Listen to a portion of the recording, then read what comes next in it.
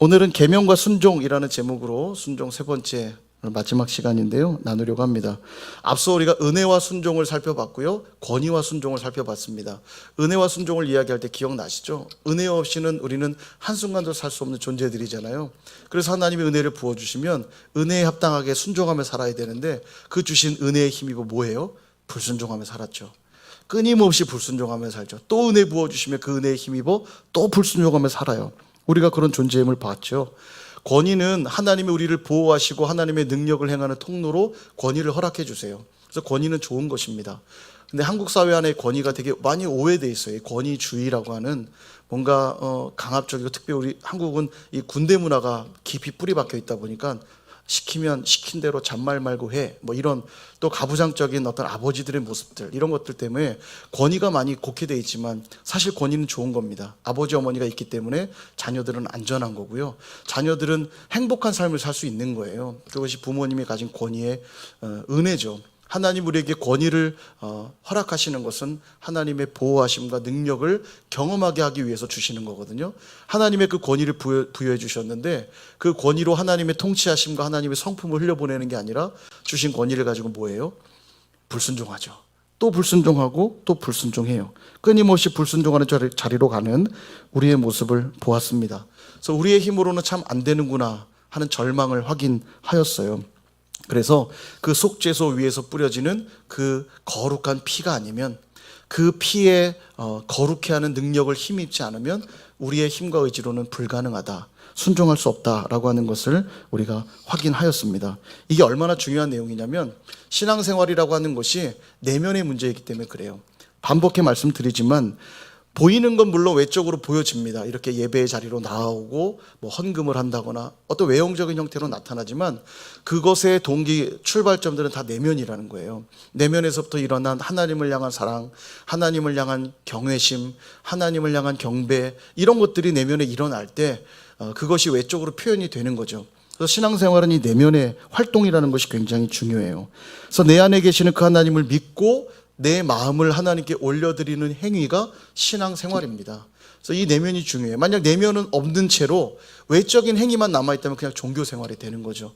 그것은 죄가 됩니다. 그래서 하나님이 이것을 이름하여 외식이라고 말씀하시잖아요. 그래서 우리는 그 내면을 다루는 걸 뭐라고 이름하냐면 영성훈련이라고도 말하고 경건생활이라고도 말합니다. 그래서 이 개혁주의, 깊은 개혁주의 보수신학들은요, 영성이란 말을 별로 안 좋아하거든요. 그래서 경건이란 말을 예로부터 많이 써왔고요. 경건이란 말 참 좋은 것 같아요. 들으면 뭔가 따뜻하고 안정적인 느낌도 들고. 근데 어찌되었건 경건생활이든 영성 훈련이든 우리에게 반드시 필요하다는 거예요. 그래서 신앙생활을 오래 하면 할수록 어디가 다듬어져야 되냐면 내면이 다듬어져야 됩니다. 내면이 성숙해지고 깊어져야 돼요. 누구께로? 하나님께로. 하나님께로 더 깊이 뿌리를 내려야 되는 거예요. 그래서 오래 신앙생활한 사람을, 사실 제대로 신앙생활한 사람 만나면 그 사람을 만나며 평안을 느낄 수 있어요. 그로부터 흘러오는 어떤 하나님의 성품들, 또 하나님의 은혜들이 경험됩니다. 상대적이지만, 부분적이지만 경험이 돼요. 그래서 우리 내면이 훈련이 되어야 되고요. 그럴 때 그 내면은 외적인 행태로 나타나는 겁니다. 예배 자리로 나오고 헌금을 드리며 섬기며 봉사하고 또 선교하고, 이런 어떤 외적인 형태로 나타나는 거죠. 예수 그리스도의 보혈로만 된다고 제가 말씀을 드렸는데요, 바로 이 개념을 이해하셔야만 돼요. 정죄를 당해서, 율법에 의해 정죄를 당해 사형 언도가 내려진 거예요. 죄의 삭은 사망이라고 말씀했습니다. 그 죄가 작든 크든 죄를 지은 자는 다 반드시 사망으로만 그 삭을 물어요. 그러니까 다 죽어야 돼요. 죄인들은 다 죽어야 됩니다. 그러니까 우리는 사형 언도를 받은 자들이에요. 사형 언도를 받은 자들이 할 수 있는 일이 뭡니까? 죽음을 기다리는 것 외에는 할 수 있는 일이 없어요. 나는 언제 죽나 기다리고 있는 겁니다. 근데 이때 누군가가 그 죄값을 대신 치러주고 우리에게 다시 새로운 생명이 주어진다면, 여러분 그 삶은 어떤 삶입니까? 또다시 내 멋대로 살아도 되는 삶입니까? 아니잖아요. 누군가가 나를 위해 새로운 삶을 선물로 준 것 아닙니까? 그 사람의 삶은 달라져야 정상이라는 것입니다. 이제 내 죄값을 치르신 그 사람의 인생을 대신해서 살게 되지 않겠어요? 그 사람이 내 죄를 치르지 않아도 되는 그분이 내 죄를 치렀다는 생각을 하면 언제든지 그의 가족들을 위해 살 것이고, 그가 살려고 했던 그 삶의 비전을 향해 살게 될 것입니다. 우리가 그런 존재라는 거예요. 그래서 예수 그리스도의 보혈을 믿는 자들은 이 고백할 수밖에 없는 거죠. 갈라디아서 2장 20절 우리 같이 한번 이 고백 함께 드려볼까요? 시작. 내가 그리스도와 함께 십자가에 못 박혔나니 그런즉 이제는 내가 사는 것이 아니요 오직 내 안에 그리스도께서 사시는 것이라. 이제 내가 육체 가운데 사는 것은 나를 사랑하사 나를 위하여 자기 자신을 버리신 하나님의 아들을 믿는 믿음 안에서 사는 것이라. 아멘. 이제 내가 육체 가운데 사는 것은 나를 위해 사는 게 아니래요. 나를 사랑하사 자기 자신을 버리신 그 하나님의 아들 예수 그리스도를 믿는 믿음으로 사는 것이다. 그분을 위해 사는 것이다. 바로 이렇게 고백해야 되는 것이죠. 이것이 항상 드려지는 우리의 고백이 될 수 있기를 주님의 이름으로 축원드립니다. 오늘 본문은요, 솔로몬 왕이 성전을 완공하고 그 성전 안에 있는 지성소로 언약궤를 옮기고 있는 대목입니다. 그런데 그 언약궤 안에는 두 돌판 외에는 아무것도 없었다 이렇게 기록하고 있거든요. 아마 시간이 지나면서 어떤 이유인지 몰라도 만나를 담은 항아리와 아론의 쌍난 지팡이는 사라진 걸로 보여집니다. 어떤 이유인지는 알 수 없죠. 두 돌판만 남아 있는데요. 어찌 되었건 계명을 하나님이 주신 그 두 돌판을 언약궤 안에다가 두셨다고 하는 이 사실은 보게 하기 위한 목적이라기보다는 기념하게 하는 목적이 더 크다고 말씀을 드렸죠. 왜냐하면 언약궤 안을 들여다보는 자는 다 죽음을 면치 못하기 때문에 보게 하려고 둔 것은 분명히 아닙니다. 기념하기 위해서 하기 위해 두신 거거든요. 그렇다면 무엇을 위한 기념인가? 이 성전 안에 있는 지성소의 핵심은 뭐냐면 그러니까 성전 안의 지성소의 가장 핵심 다시요. 죄송합니다. 성전 안의 지성소는 성전의 가장 핵심되는 공간입니다. 하나님의 임재가 그곳에서 일어나거든요. 특별히 지성소 안의 핵심 중의 핵심은 언약궤라고 말할 수 있죠. 언약궤 위에 있는 속죄소에서 그 피가 뿌려질 때 내가 거기서 너희를 만날 것이다. 그렇게 약속하셨기 때문에 지성소 안에서도 핵심은 언약궤라고 말씀드릴 수 있죠. 지성소는 이처럼 하나님의 임재가 있는 공간이고 임재의 가장 강력한 상징이 바로 언약궤입니다. 근데 이 언약궤 안에 뭘 두었냐면 두 돌판을 둔 거예요. 하나님의 계명을 담아둔 거죠. 이것은 하나님의 임재에 있어서 가장 중요한 것이 바로 하나님의 말씀이라는 걸 상징적으로 보여주고 있는 것입니다. 그러니까 하나님 말씀이 없는데 하나님의 임재를 경험할 수는 없다는 거예요. 소리 목사님 이제 신방을 저희가 이제 지금 대신방을 하고 있지 않습니까? 제가 오늘도 목사님께 여쭤봤어요. 목사님이 기도하시면서 제가 느낄 수 있어요. 딱 그 가정에 도착하면서 가정을 쭉 돌아보시고 또 이런저런 이야기를 나누면서 맞는지 모르겠습니다. 근데 제가 느껴져요. 하나님 이 가정에 필요한 말씀이 뭔지 목사님 계속 이렇게 성령님께 물으면서 찾으신다는 제가 생각이 들더라고요. 그리고 이제 찬양을 부르고 또 이제 대표 기도를 마치고 나면 목사님 말씀을 딱 피는데 각 가정마다 꼭 필요한 말씀으로 이렇게 말씀을 선포하는 걸 보게 돼요. 놀라운 것은 그 말씀을 들으면서 그 가정에 필요한 말씀을 주시고 계시는 거잖아요. 하나님의 임재가 또 그 신방을 통해서 그 가정에 일어나는 것들을 느끼게 됩니다. 하나님 말씀은 그런 능력이 있어요. 하나님 말씀을 통해 우리가 뭘 경험하냐면 하나님의 임재를 경험한다는 겁니다. 그래서 예배할 때도 예배의 모든 시간 다 중요해요. 근데 그 중에서도 엑기스 같은 엑기스를 굳이 하나 꼭 뽑는다면 하나님 말씀이 선포되는 시간일 겁니다. 이 말씀을 들으면서 하나님의 임재를 경험하는 거죠.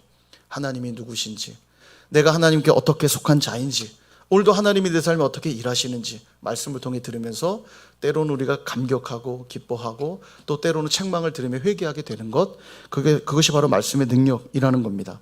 그도 그럴 것이 말씀이 육신이 되어 우리 가운데 거하셨다. 요한복음은 그렇게 말씀하고 있거든요. 예수 그리스도께서 바로 하나님의 말씀이라고 성경은 기록하고 있는 겁니다. 그러니까 말씀이 없이 주님을 만날 수 없고 주님을 만났다면 말씀을 사모하지 않을 수 없는 거죠. 이것이 당연한 메커니즘이라는 겁니다. 주님을 인격적으로 만난 사람들의 특징이 뭐냐면 말씀을 볼 때 그 말씀이 꿀과 송이꿀보다 더 단 것들을 경험한다는 겁니다. 그런 경험들이 있으시죠? 사랑하는 사람이 편지를 줘보세요. 막 집에 가서 나 혼자 보려고 바로 피지도 않아요. 막 가슴에 넣어놨다가 집에 가면 막 옷 매무새를 다듬고 편지를 뜯어가지고 읽고 또 읽고 또 읽고 편지 내용이 바뀌는 것도 아닌데 또 읽고 또 읽고 그리고 넣어놓고는 또 다시 꺼내서 또 읽고 읽으면 또 설레이고 경험이 다들 없으신 것 같은데 저는 그랬습니다. 그래서 제가 아내와 주고받은 편지라든지 또 아내를 만났을 때 느꼈던 그 설레이는 감정들, 이런 게 너무너무 좋아가지고 제가 막 일기도 쓰고 했던 것들을 책으로 제가 만들었어요. 그래서 선물로 줬습니다. 연애할 때요. 그러니까 근데 이제 저희 아내는 원래 이게 막 꼼꼼한 성격이 아니에요. 뭐 주면 잘 잃어버립니다. 불안한 거예요. 결혼을 하고는 그거 어디 있냐고. 그게 제일 걱정돼요. 힘들게 만들었는데 제가 이 핸드메이드 한 거거든요. 직접 다 만들었거든요. 프린트 다 일일이 해가지고 이만큼 두꺼운 책을 제가 직접 스테플러로 찍어가면서 이게 책 제본하는 게 힘든 게 그냥 순서대로 프린트하면 안 됩니다. 첫 페이지, 끝 페이지, 두 번째 페이지, 끝에서 두 번째 페이지 이렇게 출력해야 돼요. 그래서 그거를 접어야 필 때 페이지별로 넘어가거든요. 그거를 진짜 밤을 새면서 만들었거든요. 결혼하고 제일 이게 걱정되는 거예요. 그거 아직 있냐고. 있을걸? 다행히 찾았어요. 집에 어디 이렇게 짱 박혀 있더라고요. 그래서 이건 앞으로 내가 관리하겠다고. 그래서 제가 지금 관리하고 있습니다. 가끔 한 번씩 꺼내서 읽으면 진짜 유치해요. 진짜 유치하고 이게 오그라들긴 하지만 그래도 그때의 감정은 그대로 느껴지는 것 같아요. 여전히 그때 읽으면 그래 그때 그랬지 막 설레이고 막 좋아요. 그리고 제가 지키는 기념일이 몇 개 있거든요. 그때마다 그때를 떠올려 보면 너무 좋은 거죠. 마치 그런 거예요. 주님을 인격적으로 만나고 나면요, 말씀을 펼 때마다 그 말씀이 꿀 같고 송이꿀 같은 거예요. 이 송이꿀이 뭐냐면 이게 벌꽃 송이 같은 거거든요. 막 꿀이 담긴 그 덩어리죠, 덩어리. 너무 달콤한 거예요. 달콤함. 참 묘사가 참 기가 막히다는 생각이 들어요. 꿀로 묘사했다는 게 달콤함. 말씀 볼 때마다 또 다시 찍어 먹고 싶고 또 찍어 먹고 싶고 너무너무 달콤한 거죠. 그래서 솔로몬은 성전을 완공하자마자 뭘 제일 먼저 했냐면 바로 이 언약궤를 지성소에 안치하는 일을 가장 먼저 한 것입니다. 이는 우리의 신앙생활도 동일하다는 거예요. 우리가 예수를 믿음으로 우리가 바로 주의 교회가 됐다는 뜻이고 주의 성전이 됐다는 뜻이잖아요. 우리가 주님의 성전 됐으면 우리 안에 무엇을 가장 먼저 안치해야 됩니까? 언약궤를 둬야 되잖아요. 그 언약궤에 하나님의 말씀, 계명이 들어있는 것처럼 하나님의 말씀이 우리 마음의 중심에 있어야 된다는 겁니다. 그래서 이런 약속 주시는 거예요. 출애굽기 20장 6절에 보니까 나를 사랑하고 내 계명을 지키는 자에게는 천대까지 은혜를 베푸느니라. 아멘. 주님을 사랑하는 것과 주님의 계명을 지키는 것은 분리될 수 없어요.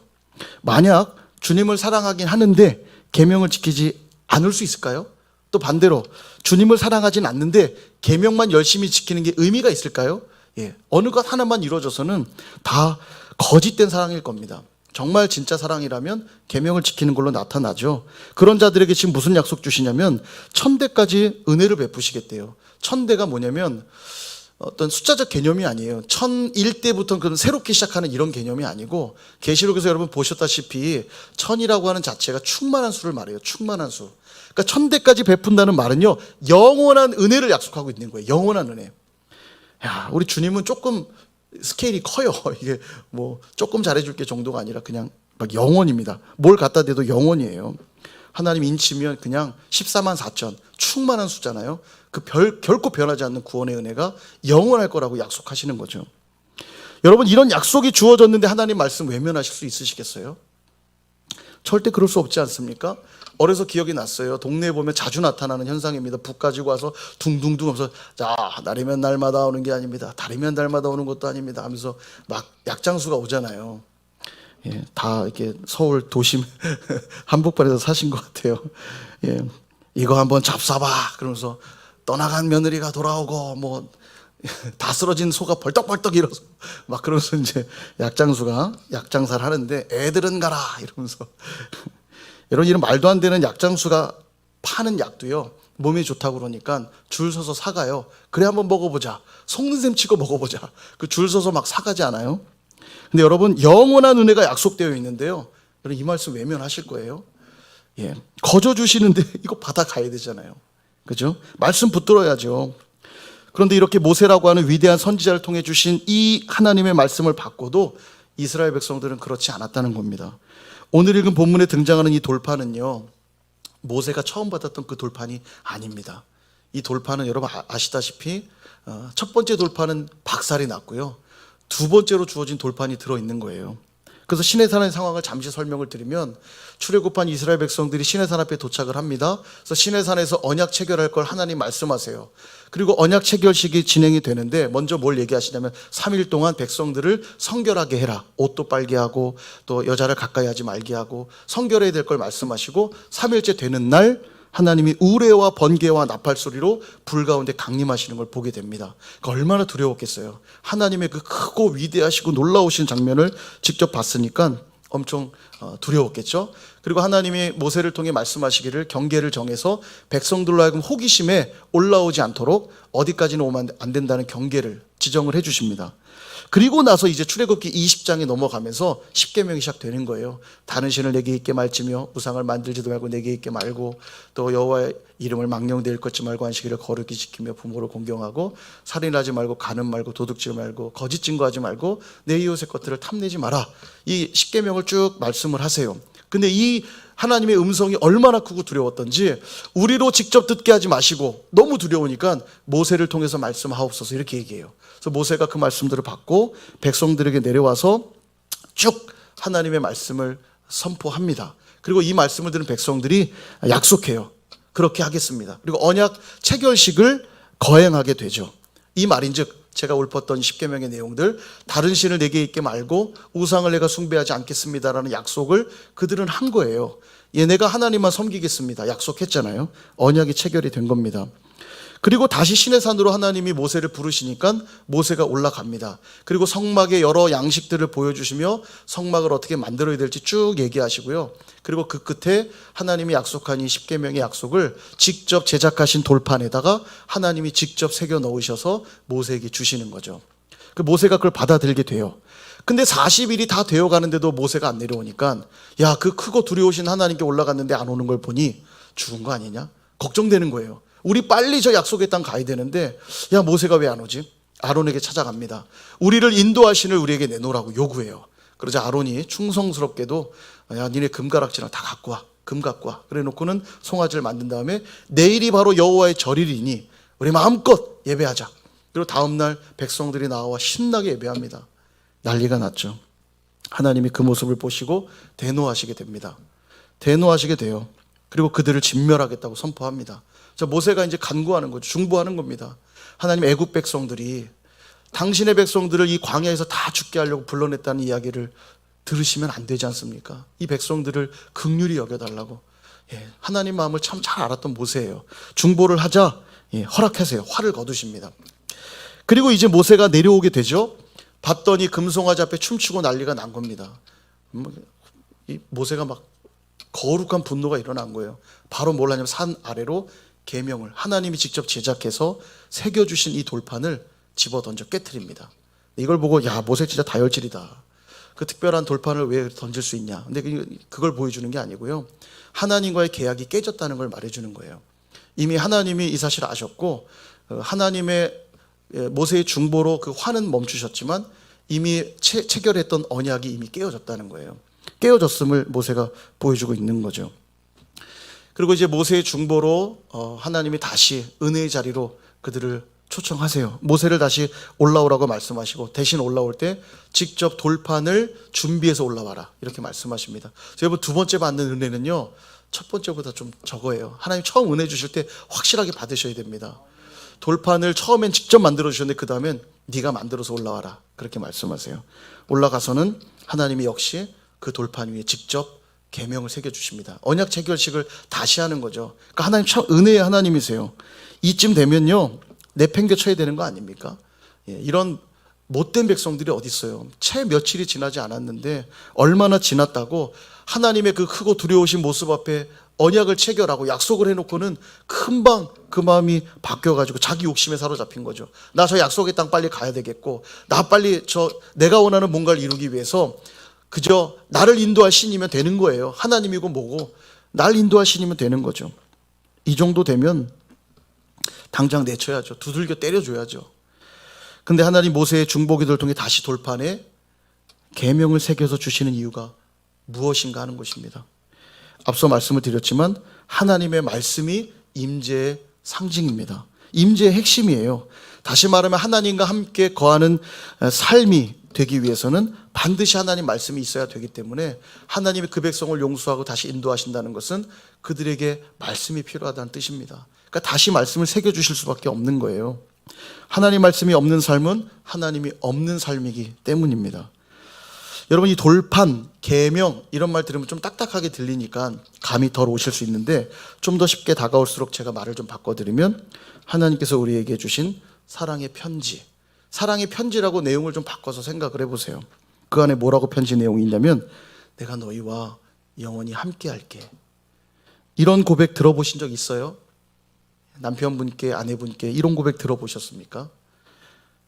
예. 근데 하나님 우리에게 이 고백 하시는 거예요. 내가 영원히 너와 함께 할게.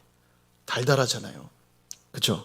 달달한 이 사랑의 편지를 영원히 지워지지 않는 돌에다 새겨주신 거예요. 돌에다가요. 예.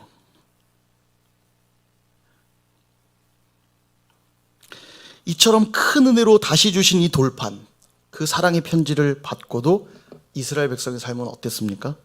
우리가 잘 아는 대로 또 불순종하고 또 배반하고 또 그 사랑을 기만하는 자리로 계속 나아갔죠. 그렇다면 저와 여러분은 어떻습니까? 에휴, 저 이스라엘 백성들 정말 좀 못된 백성들, 그런 생각 드세요? 우리는 그들보다 더 낫습니까? 우리는 좀 더 괜찮은 존재입니까? 솔직히 말하면 우리도 별반 다르지 않잖아요. 우리도 그들보다 더하면 더했지 그들보다 덜하지는 않을 겁니다. 오늘 언약궤 안에 그 돌판을 넣어두시면서 바로 그 점을 고발하고 계신 거예요. 너희들은 그런 존재다. 하나님 끊임없이 우리 인생 가운데 함께 하시고 우리에게 복을 주길 원하시는데 우리는 계속해서 그분을 거부하고 밀어내고 불순종의 열매만 맺고 있다는 것이에요. 너희가 바로 그런 존재라고 정죄하고 있는 겁니다. 바로 이때 우리가 만나에서도 살펴봤고 아론의 쌍난 지팡에서 살펴본 것처럼 속죄소에서 뿌려지는 그 거룩한 피로 말미암아 내가 그 불순종의 고리를 다 끊어버리고 이제 내가 너희를 거룩한 순종의 자녀들로 빚어내겠다. 그걸 지금 상징적으로 보여주고 계신 거예요. 너희들이 안 되는 건 내가 알아. 그래서 내가 할 거야. 내가 반드시 이뤄낼 거야. 그 다짐을 거룩한 속죄소에 뿌려진 피로 스스로 약속하고 계신 거예요. 그 피가 무슨 피입니까? 예수 그리스도의 보혈이잖아요. 우리에게 왜 예수 그리스도의 보혈이 중요하냐면 그 피가 약속이기 때문이에요. 내가 너희를 반드시 순종의 자녀로 빚어낼 것이다 라고 하는 하나님의 약속의 표시인 겁니다. 여러분, 고린도후서 3장 3절에 보면 이런 말씀이 있습니다. 우리 같이 한번 이 말씀 읽어보도록 하겠습니다. 시작. 너희는 우리로 말미암아 나타난 그리스도의 편지니 이는 먹으로 쓴 것이 아니요 오직 살아계신 하나님의 영으로 쓴 것이며 또 돌판에 쓴 것이 아니요 오직 육의 마음판에 쓴 것이라. 아멘. 우리 정체성이 그리스도의 편지래요. 근데 그 편지를 뭘로 썼냐면 하나님의 영으로 썼고 돌판에 쓴 게 아니라 바로 우리 마음에 새겼다고 얘기하시는 거죠. 하나님의 영으로 썼다고 말씀하시는데요. 이것이 중요한 게 뭐냐면 하나님의 영, 곧 성령으로 쓰셨다는 건 이제 그 누구도 그걸 지울 수 없고 이것은 영원한 것이다 라고 하는 걸 하나님 밝히고 계신 겁니다. 계시록에서 이미 보셨잖아요. 하나님께 구원받은 백성들은 어떤 자들이었습니까? 하나님의 인침받은 자들이었잖아요. 성령의 인침을 받은 자들, 그들에겐 어둠의 권세가 덮을 수 없고 그 구원은 완전하며 또 확실한 구원이라고 그렇게 계시록을 통해 우리가 본 것처럼 성령으로 우리 마음에 하나님이 그 편지를 쓰셨다는 것, 하나님이 영으로 쓰셨다고 하는 것은 어느 누구도 빼앗을 수 없고 이것은 확실한 것이라고 말씀하고 있는 겁니다. 그래서 성령으로 우리 마음판에 새겼다고 하는 것을 구약은 이렇게 예언하고 있는데요. 저는 이 말씀 참 좋아하는 말씀인데 우리 이 말씀도 같이 한번 읽어볼까요? 에스겔 11장 19절에서 20절 시작. 내가 그들에게 한 마음을 주고 그 속에 새 영을 주며 그 같은 마음을 제거하고 살처럼 부드러운 마음을 주어 내 율례를 따르며 내 규례를 지켜 행하게 하리니 그들은 내 백성이 되고 나는 그들의 하나님이 되리라. 아멘. 이미 구약에서 예언하고 계신 거예요. 성령이 부어지면 어떤 일이 있게 될지를 말씀하시는데요. 19절을 보세요. 새 영을 주며 성령을 부으시면 어떤 일이 벌어지냐면 너희들 안에 있는 그 돌 같은 마음, 불순종하는 마음, 하나님을 계속 밀어내고 있는 그 돌 같은 마음들을 성령이 제거하실 거래요. 그리고 너희들 안에 살처럼 부드러운 마음을 줄 것이라고 말씀하고 있어요. 그러니까 너희들이 전에는 불순종하며 너희 마음대로 살았는지 몰라도 이제 내가 성령을 부으면 너희 안에 그 돌 같은 마음들은 제거될 것이고 살처럼 부드러운 마음이 생기게 될 거래요. 그래서 어떤 일이 벌어지냐면 20절에 내 율례를 따르게 될 것이고 내 규례를 지켜 행하게 될 것이라는 거예요. 그리고 비로소 그들은 내 백성 되고 나는 그들의 하나님이 될 것이다. 이게 약속이에요. 성령을 부으시면 그 성령으로 말미암아 우리는 말씀에 순종하는 하나님의 백성들이 될 거라고 약속하고 계시는 것입니다. 여러분, 우리가 예배할 때마다 성령의 인도하심을 구해야 되는 이유가 바로 여기에 있는 거예요. 우리의 죄된 본성으로는 말씀을 깨닫지도 못하고 그 말씀을 순종하지도 못한다는 겁니다. 그래서 성령을 의지해야 돼요. 성령이 내 안에 역사하시기만 하면 우리 안에 있는 그 돌 같은 마음들은 제거될 것이고 우리 안에 살 같은 부드러운 마음들을 부어주셔서 하나님 말씀이 새겨지는 거예요. 그 말씀이 꿀처럼 달고 송이꿀처럼 단 말씀으로 경험되는 겁니다. 그리고 그 말씀에 순종하지 않을 수가 없는 거죠. 아멘 아멘 하며 순종하게 되는 겁니다. 이게 바로 우리 마음의 말씀을 새겨주신다는 의미인 것이에요. 말씀을 정리하려고 합니다. 사랑하는 여러분, 예수 그리스도의 보혈이 돌판에 뿌려졌다는 것은 하나님의 말씀에 대한 순종이 내 의지로 되어지지 않고 성령으로만 가능하게 되었다는 뜻입니다. 저와 여러분은 하나님을 사랑하고 계십니까? 정말로 사랑하고 계십니까? 예, 언제 대답하실 겁니까? 옆에 계신 분에게 한번 질문해 주시겠어요? 당신은 하나님을 사랑하십니까? 대답도 좀 해주세요.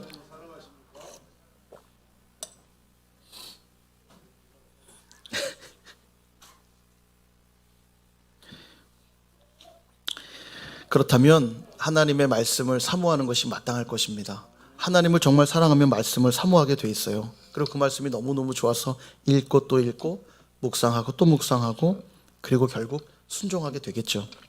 물론 우리의 노력과 의지로는 실패할 것입니다. 우리의 노력으로 되는 것이 아니에요.